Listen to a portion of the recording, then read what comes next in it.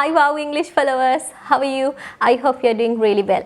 මම හිතනවා මම කලින් අප්ලෝඩ් කරපු වීඩියෝ එක මේ වීඩියෝ එකට කලින් අප්ලෝඩ් කරපු වීඩියෝ එක ඔයාලා බලන්න ඇති කියලා.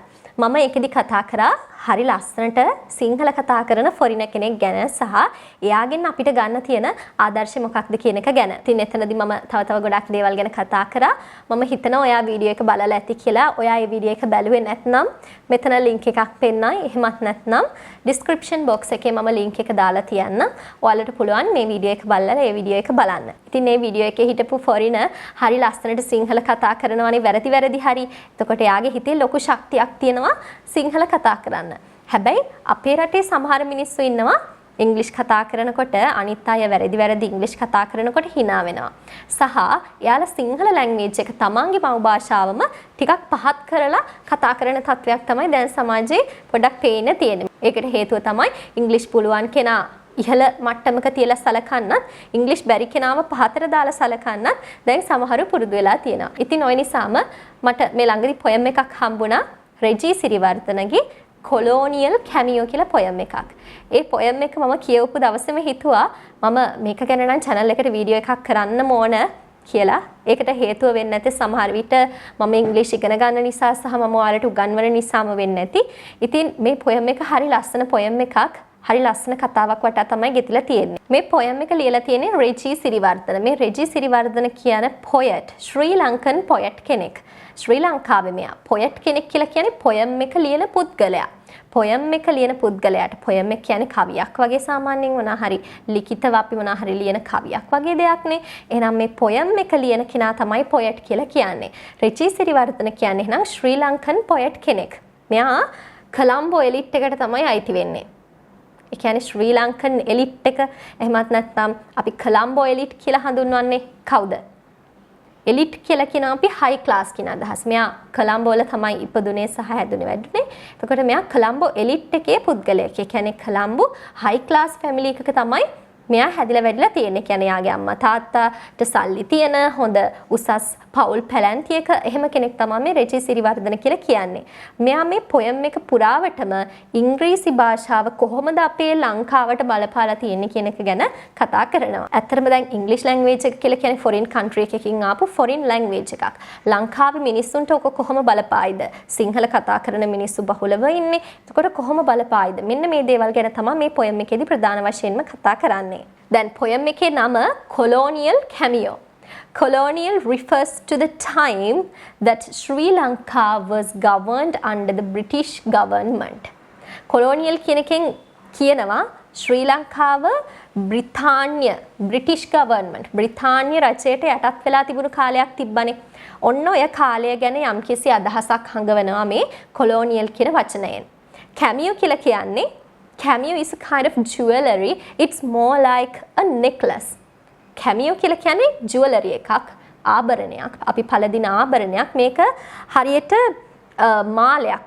ගොඩක් වෙලාවට මාලයක් වගේ දෙයක් තමයි cameo එක කියලා කියන්නේ.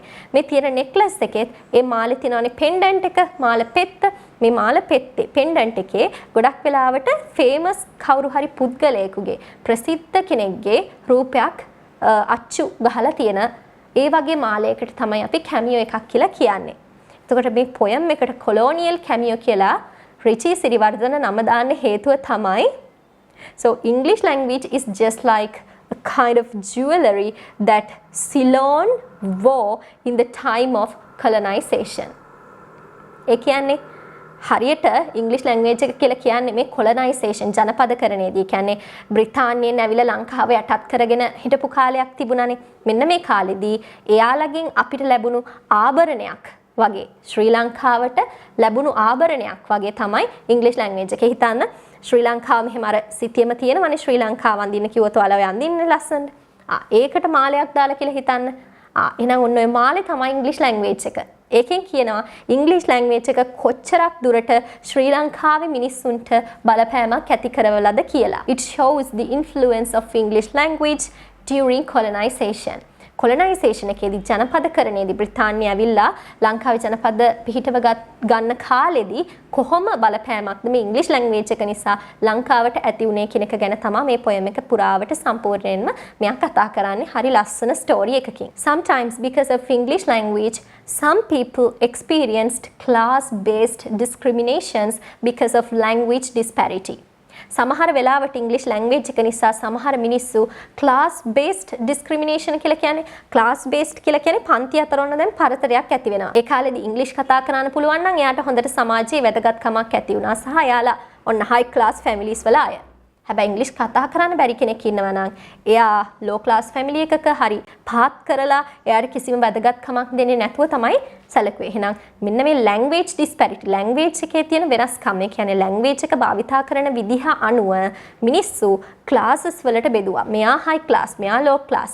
මේ විදිහට මිනිස්සුන්ගේ භාෂාව අනුව මෙයා high class, මෙයා low class කියලා පන්ති පරතරයක් ඇති වුණා ඉංග්‍රීසි ලැන්ග්වේජ් එක නිසා. මෙන්න මේ දේවල් ටික තමයි ඔයාලා මේ පොයම් එකේ බෑග්ග්‍රවුන්ඩ් එක ගැන දැනගන්න ඕන. අපි දැන් පොයම් එකට යන්කො මේක හරිම ලස්සන පොයම් එකක්. ඔයාලා මේ පොයම් එක ඉවර වෙනකම්ම මේ ලෙසන් එක අහගෙන ඉන්න හරිම ලස්සනයි. අවසානයේ තේරෙයි ඔයාට මේ කොච්චර ලස්සන පොයම් එකකටද ඔයා හුම්කන් දුන්නේ කියලා. හරි අපි බලමුකෝ පොයම් එකේ මුල්ම ලයින් එක. බලන්න මුලින්ම තියෙනවා My father used to make me read aloud in the evenings from Macaulay or Abbott's Napoleon.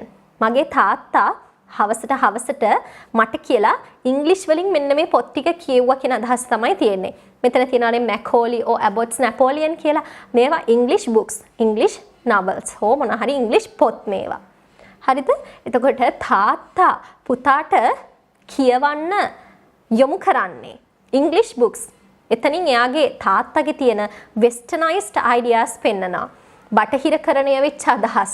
තාත්තා කැමති නෑ පුතාට ඉංග්‍රීසි ලැන්ග්වේජ් එක බැරි වෙනවට. තාත්තට ඕන කොහොම හරි පුතාට ඉංග්‍රීසි ලැන්ග්වේජ් එක කතා කරවන්න. එතනදී තේරෙනවා කොහොමද සාමාන්‍යයෙන් ලංකාවේ දෙමව්පිය වුණත් තමන්ගේ ළමයාට විදේශ භාෂාව තමයි ඉංග්‍රීසි භාෂාව තමයි උගන්වන්න try කරලා තියෙන්නේ. He was short and Napoleon. He was short තාත්තා ටිකක් මිටි and Napoleon. මේ Napoleon කියන වචනේ මෙතනට use කරලා තියෙන සහ මේ Napoleon කියන වචනෙන් represent කරනවලු බ්‍රිතාන්‍යයෙන් ඇවිල්ලා ලංකාවේ ජනපද පිහිටෙව්වනේ. අන්නේ පිහිටවනකොට ආපු ටිකක් powerful figure එකක නමක් ලුවේ Napoleon කියලා කියන්නේ. එතකොට ජනපද පිහිටවන්න ආපු අයව represent කරන නමක් තමයි Napoleon කියන්නේ. තාත්තට ඒ Napoleon කියන නම දාපු හේතුව තමයි තාත්තගේ තියෙන westernized අදහස් ටිකනේ, westernized ideas ටික. බටහිර පන්නයට නැඹුරු තාත්තගේ අදහස් ටික ප්‍රකාශ කරන්න. තාත්තා එහෙම බටහිර පන්නයට නැඹුරු කෙනෙක්. ඉංග්‍රීසි ලැන්ග්වේජ් එකට ගොඩක් ආස කෙනෙක් තමන්ගේ පුතාවත් ඒ මාර්ගයේම යවන්න ඕන කියලා හිතන කෙනෙක් කියලා අදහස් කරවන්න තමයි තාත්තට මේ Napoleon කියලා use කරලා තියෙන්නේ. His hero I. තාත්තගේ hero කවුද? මම පුතා. His hope for the future. ඔහුගේ බලාපොරොත්තුව අනාගතයට. කවුද? තාත්තගේ බලාපොරොත්තුව අනාගතයේ කවුද? පුතා. තාත්තගේ එකම බලාපොරොත්තුව පුතා. My mother, born in a village, had never been taught that superior tongue. මගේ අම්මා ඉපදිලා තියෙන්නේ ගමක. එයාට කවදාවත් ඉගෙනගෙන තිබුණේ නැහැ මේ ඉංග්‍රීසි ලැන්ග්වේජ් එක. කවදාවත් ඉංග්‍රීසි ලැන්ග්වේජ් එක ඉගෙනගෙන තිබුණේ නැහැ. superior tongue කියලා මෙතන හඳුන්වන්නේ උසස් දිව වගේ එකක් නේ ඔයාලට එන්නේ. මොකද superior කියන්නේ උසස්, tongue කිව්වහම දිව. හැබැයි මෙතනදී superior tongue කියන එකෙන් represent කරන්නේ ඉංග්‍රීසි ලැන්ග්වේජ් එක. අම්මට ඉංග්‍රීසි බෑ එහෙනම්. තාත්තටයි පුතාටයි හොඳට ඉංග්‍රීසි පුළුවන්, අම්මට බෑ. When I was 6, we were moving house. මට අවුරුදු 6 දී අපි ගෙවල් මාරු කරා. She called at the school to take me away. අම්මා මාව පාසලෙන් ගෙනියන්න ඇවිල්ලා හිටියා. හිතන්න දැන් මෙතන බෝයි කෙනෙක් ඉන්නේ, පුතෙක්ගේ කතාවක් කියන්නේ සහ මේ බෝයිට අවුරුදු 6යි. මොකද අවුරුදු 6 දී තමයි යාලා ගෙවල් මාරු කරේ. එතකොට අපිට පොඩි හින්ට් එකක් දෙනවා මේ බබාගේ වයස අවුරුදු 6යි කියලා. She spoke to the teacher in Sinhala. ඇය ටීචර්ට කතා කරේ සිංහල භාෂාවෙන්. දැන් මේක ඉන්ටර්නැෂනල් ස්කූල් එකක්. ළමයා කතා කරන්නේත් ඉංග්‍රීසි වලින්. ඉන්ටර්නැෂනල් ස්කූල් එකක් නම් එයාගේ යාළුවෝ සහ ටීචර් කතා කරන්නේත් ඉංග්‍රීසි වලින්. හැබැයි අම්මා ඇවිල්ලා කතා කරේ සිංහල ලැන්ග්වේජ් එකෙන්. බලමු ඊට පස්සේ මොකද උනේ කියලා. I sensed the shock of the class. මට දැනුණා මුළු ක්ලාස් එකම නිකන් ෂොක් වෙලා යනවා වගේ. Hearing the servants language. Hearing the servants language. Servants language එක අහලා මුළු ක්ලාස් එකම ෂොක් වෙලා ගියා.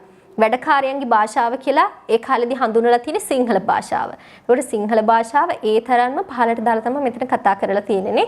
එතකොට අම්මා ගිහිල්ලා තමන්ගේ මව් භාෂාවෙන් තමන්ගේ රටේම තියෙන පාසලක කතා කරනකොට ඒක සර්වන්ට්ස් ලැන්ග්වේජ් එක කියලා හිතලා මුළු ක්ලාස් එකම ෂොක් වෙන්න තරමටම ඉංග්‍රීසි ලැන්ග්වේජ් එක ලොකු භූමිකාවක් ඒ දවස්වල ඉඳන් ප්ලේ කරලා තියෙනවා. ඒ කියන්නේ ඉංග්‍රීසි ලැන්ග්වේජ් එකට ලොකු ඉම්පෝටන්ස් එකක් දීලා තියෙනවා මව් භාෂාවට වැඩිය. In dismay followed her out. In dismay කියලා කියන්නේ distress caused by unexpected things. distress එකක් කම්පැනියට ලක් වෙන හිතපු නැති දෙයක් නිසා. දැන් ළමයා කවදාවත් හිතන්නේ නැතුව ඇති අම්මා ක්ලාස් එකට ඇවිල්ලා සිංහලෙන් කතා කරයි කියලා. ඒක unexpected. යා නොහිතපු දෙයක්නේ. ඒ නිසා මේ in dismay කියන මේ phrase එක එහෙමත් නැත්නම් මේ dismay කියන word එක use කරලා තියෙනවා. In dismay followed her out. දැන් බලන්න මේ දෙන්න එළියට යන විදිය උනත් පාසලෙන් අම්මා පිටිපස්සෙන් යනවා පුතා ඉස්සරහින් යනවා. පුතාට පුළුවන් නේ අම්මත් එක්ක එකට යන්න. ඇයි එයා යන්නේ නැත්තේ? එයා හිතනවා මේ මගේ අම්මා නෙමෙයි මේ මගේ සර්වන්ට් ගෙදර වැඩ කරන එක්කෙනා. ඒකයි මේ මගේ පිටිපස්සෙන් යන්නේ. නැත්තම් අපි දෙන්නට එකට යන්න පුළුවන්. අන්න ඒ වගේ හැඟීමක් එයාගේ යාළුවන්ට ඇති කරවන්න තමයි අම්මා සර්වන්ට් මේ අම්මා නෙමෙයි මේ සර්වන්ට් කියන හැඟීම එයාගේ යාළුවන්ට ඇති කරවන්න තමයි එයා ඉස්සරහින් යන්නේ අම්මා පිටිපස්සෙන් එන්නේ. එතකොට බලන්න මේ පොඩි වයසට අවුරුදු 6ට මේ ළමයට හිතලා තියෙනවා අම්මා සිංහලෙන් කතා කරපු එක තමන්ගේ රටේ තමන්ගේ මව් භාෂාවෙන් කතා කරපු එක ලැජ්ජ වෙන්න ඕන දෙයක් කියලා. As she said ගිහින් එන්නම්. එහෙනම් අම්මා ටීචර්ට කියලා තියෙන්නේ මිස් ගිහින් එන්නම් ඔය වගේ එකක් කියන්නේ නැති. හරිද? ඊට පස්සේ I was glad it was my last day there. මට හරිම සතුටුයි. ඒක තමයි මම මේ පාසලේ ගෙවන අන්තිම දවස. මොකද දැන් ගෙවල් මාරු කරනකොට මෙයා වෙන පාසලකට යනවනේ. එහෙනම් ඇති යන්තම් අද තමයි මගේ අවසාන දවස්. දැන් මට හෙට අනිද්දා දිගටම පාසල් එන්න ඕන උනොත් මගේ යාළුවා මට විහිළු කරයි. අයියෝ එයාගේ අම්මා ඇවිල්ලා සිංහලෙන් කතා කරානේ. ඇයි ඒ වැඩකාරයන්ගේ භාෂාවෙන් අම්මා කතා කරේ. දැන් එයාට ලැජ්ජයි. යාළුවා අතරයක් හොන් වෙයි කියලානේ. ඒක නිසා තමයි එයා එහෙම කියන්නේ. But then the bell pealed. ඊට පස්සේ ඔන්න බෙල් එක නාද වුණා. A gang of boys rushed out.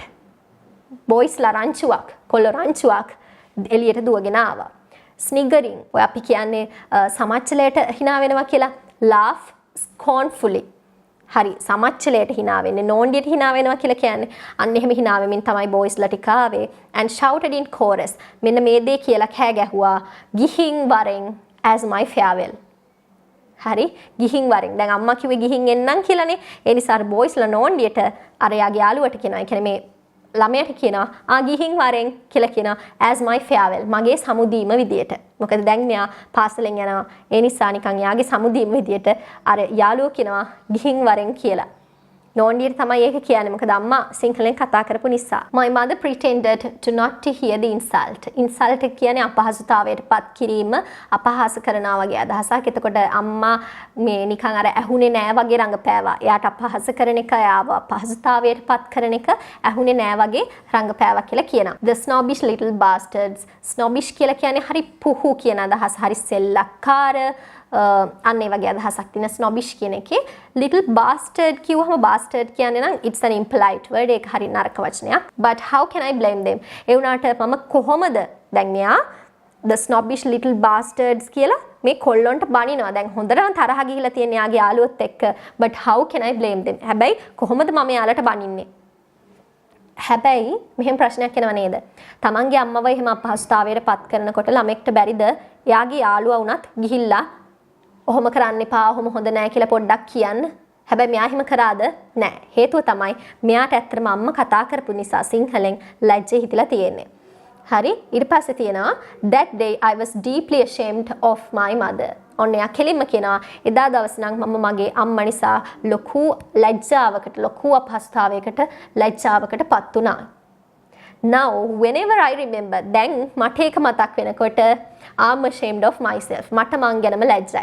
දැන් යා මැචුව වෙලා ඇත්තනේ. මෙයා කලින් වෙච්ච කතාවක් ගැනනේ කියන්නේ. එහෙනම් දැන් මේ නැරේටර් ටිකක් මැචුව වෙලා ඇත්තේ වයස යනකොට මැචුව වෙනවනේ එක්ස්පීරියන්ස් ආවහම ජීවිතේ හරි දේවල් තේරෙනවා. එතකොට එයාට හිතෙන්නේ නැති අම්මා එදා සිංහලෙන් කතා කරපු එක කොහොමද ලැජ්ජාවක් වෙන්නේ? අපේ රටේ අපේ මව් භාෂාව කතා කරන එක සිංහලත් භාෂාවක්, ඉංග්‍රීසියුත් භාෂාවක්. භාෂාවකින් කතා කරන එක ලැජ්ජාවක්ද කියන එක මෙයාට දැන් හිතට ඇවිල්ලා තියෙන එක ලැජ්ජ වෙන්න ඕන කාරණයක් නෙමෙයි කියලා. ඒ නිසා මෙයා තමන් ගැනම ලැජ්ජ වෙනවා. එදා එයාට එයාගේ අම්මා නිසා ලැජ්ජ වුණා කියලා හිතුව එකට. එයා කලින් හිතපු පොඩි කාලේ හිතපු විදිහ වැරදි කියලා එයාට තේරෙන්නේ දැන් තමයි. එහෙනම් ඔයාලටත් මේකෙන් ගන්න ආදර්ශයක් තියනවා නේද? ඉංග්‍රීසි කතා කරන්න ඕන, ඉංග්‍රීසි හදා ගන්න ඕන. ඉංග්‍රීසි ගොඩක් වැදගත්. ඉංග්‍රීසි නැත්නම් ජොබ් එකක් නැහැ. ඉංග්‍රීසි නැත්නම් මට ප්‍රොමෝෂන් එකක් ගන්න බෑ කියන තරමටම රටේ ඉංග්‍රීසි ව්‍යාප්ත වෙලා ඉවරයි. ගොඩක් ලොකු ඉම්පෝටන්ස් එකක් දීලා ඉවරයි. අපිට ඒකට කරන්න දෙයක් නැහැ නේ. ඒ නිසා අපි අනිවාර්යෙන්ම ඉංග්‍රීසි ඉම්ප්‍රූව් කරගන්න ඕන. ඉතින් මට කියන්න තියෙන්නේ ඔයාලගේ ජීවිතේට ඉංග්‍රීසි කොච්චර ඕන වුණත් තමන්ගේ මව් භාෂාව කවදාවත් අමතක කරන්න එපා. සහ ඔයා කොච්චර බුද්ධිමත් ඩිග්‍රී 10ක් 15ක් ගහලා හිටියත් ඔයාගේ අම්මනේ ඒ ඩිග්‍රිය ගන්න. අම්මා තාත්තා තමයි ඔයාගේ ඒ ඩිග්‍රිය ගන්න මහන්සි උනේ, සල්ලි දුන්නේ, මුදල් වැය කරේ, ඔයාව පොඩි කාලේ ඉඳන් බලාගත්තේ. එතකොට සමහර විට ඔයා ඉංග්‍රීසි කතා කරනකොට, ඔයා හොඳ තැනක ඉන්නකොට අම්මට අම්මා හොඳ මදි කියලා හිතෙන්න පුළුවන්. ඔයා ඉංග්‍රීසි කතා කරනකොට අම්මා සිංහලෙන් නම් කතා කරන්නේ, තාත්තා සිංහලෙන් නම් කතා කරන්නේ, අම්මා තාත්තා පොෂ් මදි කියලා හිතෙන්න පුළුවන්. අම්මා තාත්තා නිසා ඔයා ලැජ්ජාවටපත් වෙනවා කියලා හිතෙන්න පුළුවන්. හැබැයි එහෙම නෑ. තමන්ගේ මව් භාෂාව කතා කරන එක කවදාවත් ලැජ්ජ වෙන්න ඕන දෙයක් නෙමෙයි. ඔයා ඉංග්‍රීසි කතා කරන්න, අම්මා තාත්තා සිංහල කතා කරා කියලා ඒක ලැජ්ජ වෙන්න ඕන දෙයක් නෙමෙයි. ඒක අපේ මව් භාෂාව. හරි. නම් මේ වීඩියෝ එකත් අර මම කලින් කරපු වීඩියෝ එකේ තියෙන අදහසටම සමාන නිසා තමයි මම මේ වීඩියෝස් දෙක එකට කරේ. ඉතින් ඔයාලගේ ජීවිතේට මෙතනින් ගන්න ලොකු ආදර්ශයක් තියෙනවා. ඒක නිසාමයි මම මේ වීඩියෝස් දෙක හරිම ආසාවෙන් කරේ. ඉතින් මේ වීඩියෝස් දෙක අනිවාර්යෙන්ම ඔයාලගේ යාළුවෝ අතර ෂෙයා කරන්න සහ පහළ කමෙන්ට් සෙක්ෂන් එකේ අනිවාර්යෙන් කමෙන්ට් එකක් දාගෙන යන්න. I love to read your comments guys. So see you soon in my next videos. Bye bye. Lots of love for you.